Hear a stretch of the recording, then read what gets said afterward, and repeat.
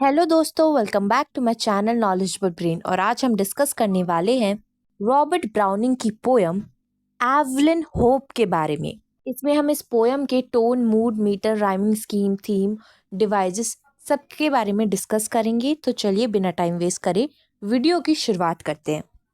दोस्तों, पहले हम जानते हैं रॉबर्ट ब्राउनिंग के बारे में कुछ बातें। रॉबर्ट ब्राउनिंग जो इंग्लिश पोएट और प्ले राइट थे, जो जाने जाते थे अपनी मास्टरी इन ड्रामेटिक मोनोलॉग के लिए, साइकोलॉजिकल इंसाइट के लिए और इंटेंस करेक्टर स्टडी के लिए। दोस्तों, ये पोयम पब्लिश हुई थी 1855 में उनके कलेक्शन मैन एंड वुमेन में, जिसकी फॉर्म ड्रामेटिक मोनोलॉग है। इस पोयम में एक ओल्ड मैन एक डेड बॉडी से बात करता है। वो डेड बॉडी एक यंग लड़की की होती है जिससे वो आदमी काफ़ी प्यार करता है। इस पोयम का मूड टेंडर, मेलनकॉलिक, रिफ्लेक्टिव और होपफुल है। इसकी टोन रोमांटिक, आइडलिस्टिक, मेडिटेटिव और स्पिरिचुअल है। इसका मीटर मैपिक ट्रेटामीटर है और इसकी rhyming scheme ABA BCC DD है। इसका theme unfulfilled love, life after death, hope, spiritual union, age and distance, divine plan और री इनकारनेशन है। इस पोयम में जो डिवाइसेस यूज हुए हैं, पहला तो ड्रामेटिक मोनोलॉग है, क्योंकि ये जो स्पीकर है वो एक डेड बॉडी को रिफर कर रहा है, एवलिन के डेड बॉडी को। इस पोयम में हमें irony, contrast, imagery, symbolism, alliteration और रिपीटेशन जैसे लिटरेरी डिवाइसेस देखने को मिले हैं। तो चलिए अब इस पोयम को लाइन बाय लाइन डिस्कस करते हैं ताकि आपको आसानी हो समझने में। इस पोएम के फर्स्ट स्टैंजा में स्पीकर बोलते हैं, beautiful Evelyn Hope is dead, sit and watch by her side an hour, that is her bookshelf, this her bed, she plug that piece of granite flower, beginning to die too in the glass. Little has it been changed, I think. The shutters are shut, no light may pass, save two long rays through the hinge chink. दोस्तों, इस first stanza में speaker कह रहे हैं कि जो Evelyn hope है वो मर चुकी है। स्पीकर उसके पास बैठे हुए हैं और उसके रूम को ऑब्जर्व कर रहे हैं, देख रहे हैं। उन्होंने काफ़ी सारी चीज़ें नोट करी हैं, उसके जो पोसेशन है, उसकी जो चीज़ें हैं, जैसे उसका बेड हो गया, उसका बुक शेल्फ हो गया, जो फ्लावर वो तोड़ के लेकर आई थी, अपने कमरे में रख रखे थे, वो हो गए। सारी चीज़ों को स्पीकर ऑब्जर्व कर रहे हैं। फूल उसने तोड़े थे वो भी मर रहे हैं, मुरझा रहे हैं वो फूल। रूम को डिस्टर्ब नहीं किया गया है, छेड़ा नहीं गया है। रूम बिल्कुल शांत है, उसमें हल्की सी रोशनी है जो दिखाती है, सिंबलाइज करती है डेथ और मेमोरी को। मेमोरी को क्यों? क्योंकि वहाँ पे एवलिन होप की पुरानी यादें बसी हुई है उस रूम में।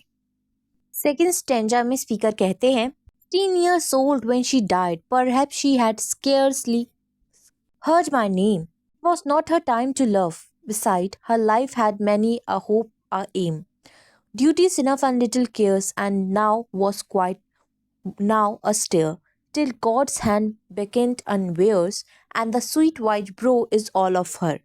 यहाँ पे स्पीकर कह रहे हैं कि जो एविलिन थी वो काफ़ी ज़्यादा यंग थी। वो सिर्फ 16 साल की थी जब उसकी डेथ हुई, और वो शायद स्पीकर को जानती भी ना हो, कभी स्पीकर का नाम भी ना सुना हो। एविलिन के आगे उसकी पूरी जिंदगी थी, उसकी ड्रीम्स, उसकी रिस्पॉन्सिबिलिटी, उसकी होप, उसके गोल्स थे, उसकी ड्यूटीज थी।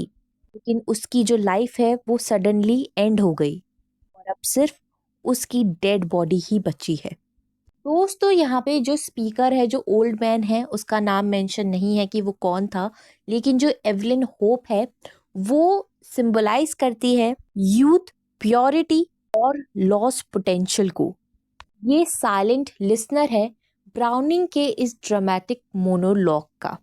ने दिखाया है कि स्पीकर उससे बहुत प्यार करता है, लेकिन एक्चुअल में स्पीकर कभी भी उससे नहीं मिला है। स्पीकर का एक्चुअल में कोई कनेक्शन नहीं है।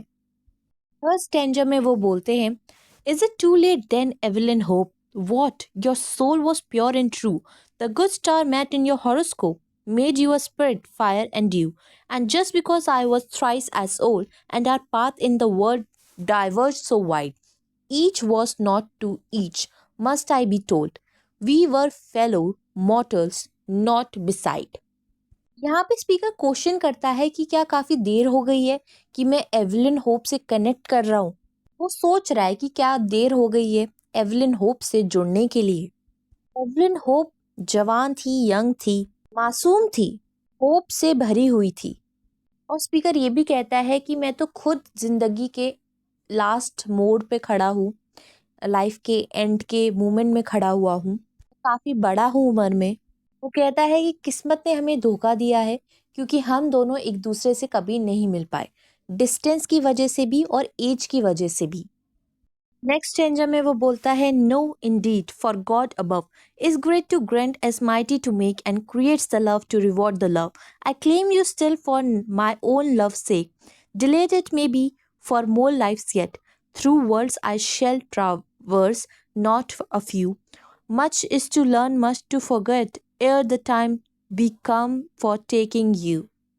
यहाँ पे स्पीकर बोल रहा है कि उसे भगवान पर विश्वास है, डिवाइन जस्टिस पर विश्वास है, बिलीव है कि भगवान उन लोगों को मिलवाएगा कभी ना कभी, क्योंकि जो लव है वो काफ़ी सच्चा है, ट्रू है, जिसकी वजह से हम कभी ना कभी तो मिलेंगे ही।